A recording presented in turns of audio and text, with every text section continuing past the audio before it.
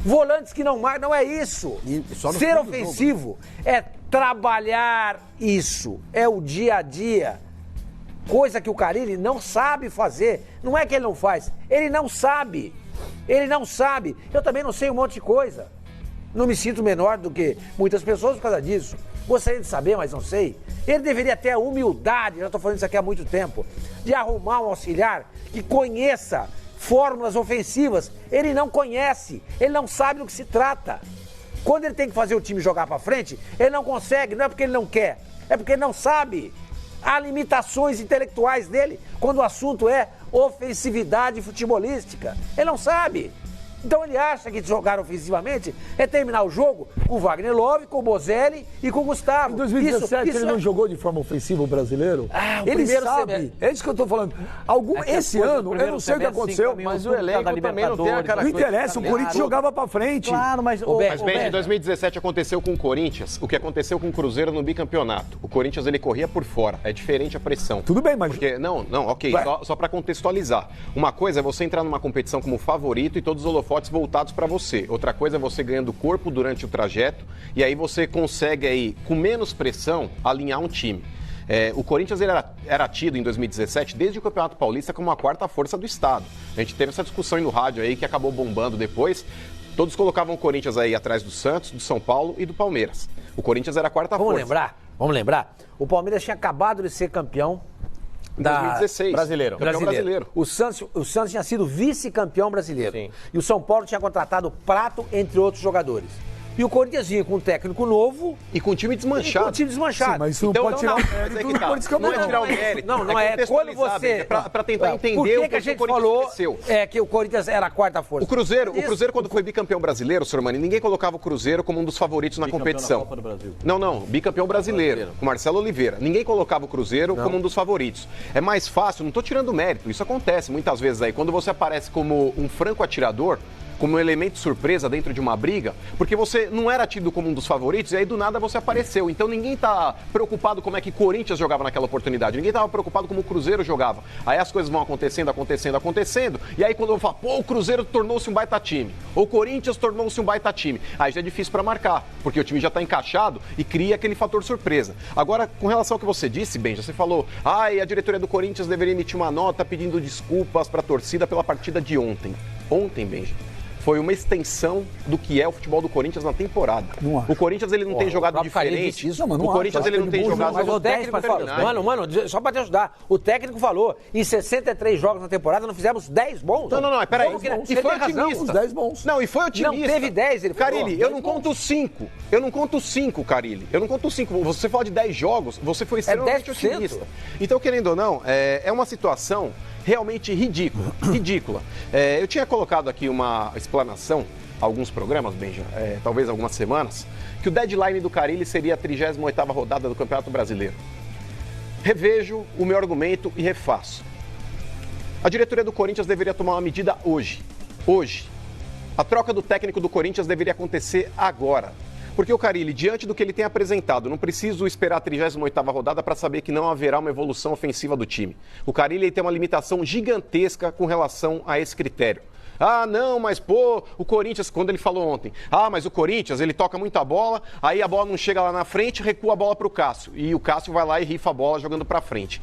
Carille, isso chama-se falta de treinamento. Isso falta...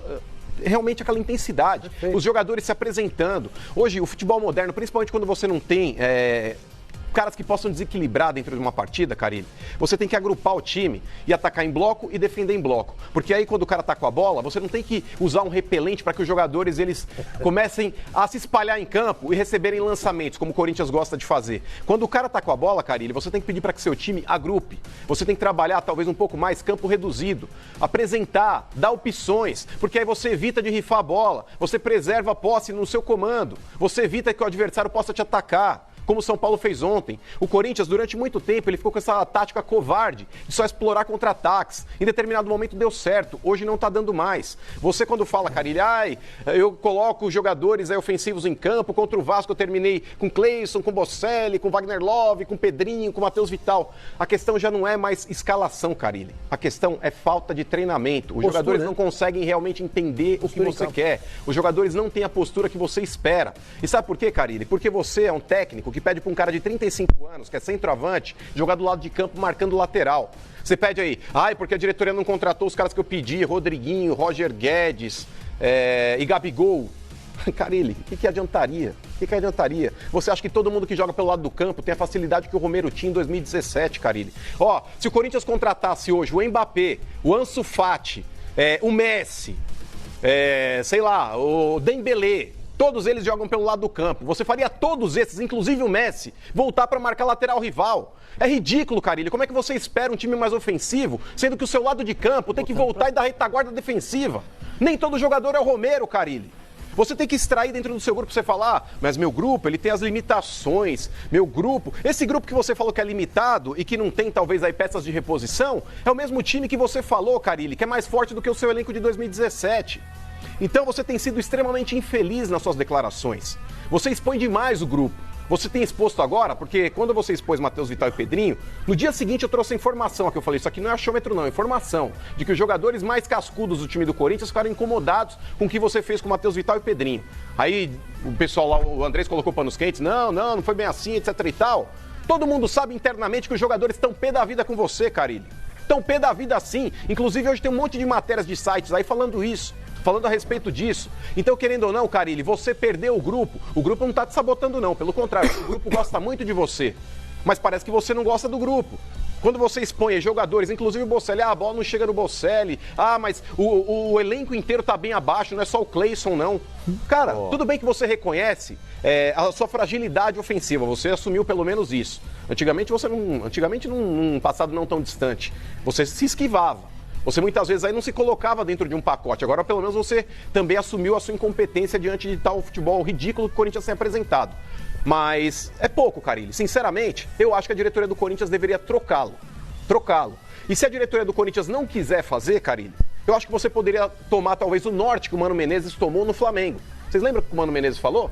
O Mano Menezes pegou e falou, gente, tô colocando aqui meu cargo à disposição porque eu não consigo passar para os jogadores o que eu quero. Os jogadores parecem que não me entendem. Então, sinceramente, eu não tenho mais de onde tirar elementos para tentar fazer o time jogar bola. Você deveria fazer o mesmo, Carille, porque se o elenco não entende o que você quer, porque você coloca aí a postura tática do elenco, você colocou em xeque. Você falou, a questão não é o rendimento dos caras, eles não entendem o que eu quero. Então, sinceramente, se os caras não entendem o que você quer e o Corinthians está jogando futebol patético, que inclusive você reconhece, dizendo que de forma espantosa o Corinthians permanece no G4, eu acho que o momento agora é de revisão. E o momento de revisão, Facincani, perdão, já vou ter. Você mandou o Carille embora hoje? Mandaria agora. Mandaria agora. Sabe por quê, Benja? Porque o negócio é o seguinte, o Inter, ele demonstrou interesse aí no técnico Thiago Nunes, que hoje está no Atlético Paranaense. Parece que a coisa esfriou. Tem uma expectativa lá em Porto Alegre de que o Inter possa estar acertando aí com o Roland, com o Ariel Roland. Mas aí também não sei o que... A gente vai discutir isso um pouco mais pra frente, mas ele teve problema com o Cuesta, não sei se isso aí vai acontecer. Mas enfim, o Thiago Nunes é um técnico que hoje está empregado, mas é um cara que todo mundo sabe que dificilmente vai permanecer no Atlético Paranaense para a temporada de 2020. O Sormani é defensor que ele continue. Tem dois times. Você não falou outra vez? Do quê? Perdão, dois times não. O Thiago Nunes continua lá? Então, você falou que ele tinha que continuar. Eu, se fosse o Thiago Nunes, imagina, o cara mora em Curitiba. Pra mim, talvez seja a melhor cidade do Brasil. Viu, Flavinho? É uma questão de gosto. Questão de gosto.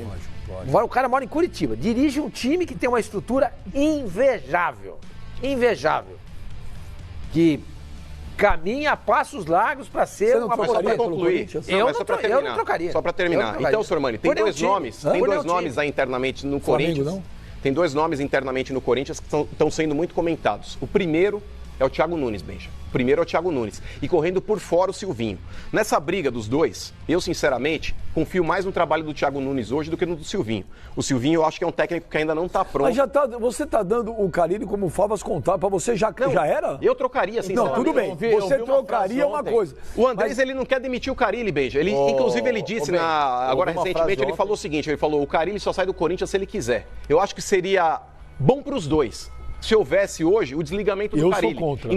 Ok, eu respeito. Independentemente do Corinthians mandá-lo embora ou o Carille pedir demissão, eu acho que eles podem se acertar. Ele não come castanha no Corinthians? Não, imagina, Pascoal. O técnico do Corinthians não será o Fábio Carille para 2020. Você acabou de falar que o Carille cai.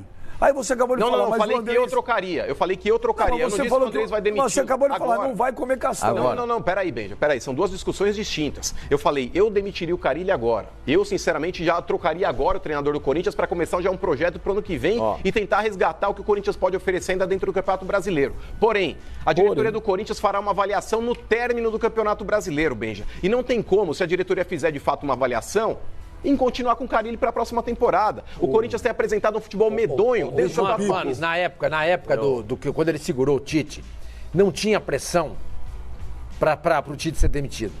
Foi uma coisa que aconteceu toda de uma maneira assim, puf! Ninguém esperava. Não, tinha, mas ele gostava do Tite. Tinha pressão, sim. Tinha pressão, sim. A torcida queria, a mídia queria. Porque foi a derrota pro Tolima, tinha. Então, mas aquilo foi assim, foi de pressão. Mas tinha supetão. Pô, ninguém esperava aquilo. Agora esse negócio do Carille tá vindo. Todo dia. Resultados ruins, críticas. Entrevistas do Carille, reclamando de tudo e de todos. Vai chegar uma hora que não vai dar mais para segurar. Não vai dar mais para segurar. A pressão é muito grande. O Tite não estava caindo. Não está, exatamente. O Carille está sendo derrubado aos poucos. Gente, vai chegar uma hora que você não vai conseguir segurar mais. Eu concordo, metade do que você falou, eu concordo. Metade do que você falou, eu concordo. A outra metade, eu discordo. Gente, mas o Carille, os resultados são muito ruins. Os resultados não são muito ruins. O ano de 2019 termina com o Corinthians tricampeão paulista. Falando do resultado ruim. Está falando de desempenho. Não, mas espera só um minuto. O desempenho também não é ruim. Eu vou explicar o porquê. O técnico admitiu isso. Não, espera só um minuto. São coisas distintas. A performance não tem sido boa. O resultado do desempenho não tem sido ruim. Por isso? O Corinthians hoje, com tudo isso, está lá em quarto lugar no campeonato. Sim, mas quando o treinador diz que corre o risco da Libertadores...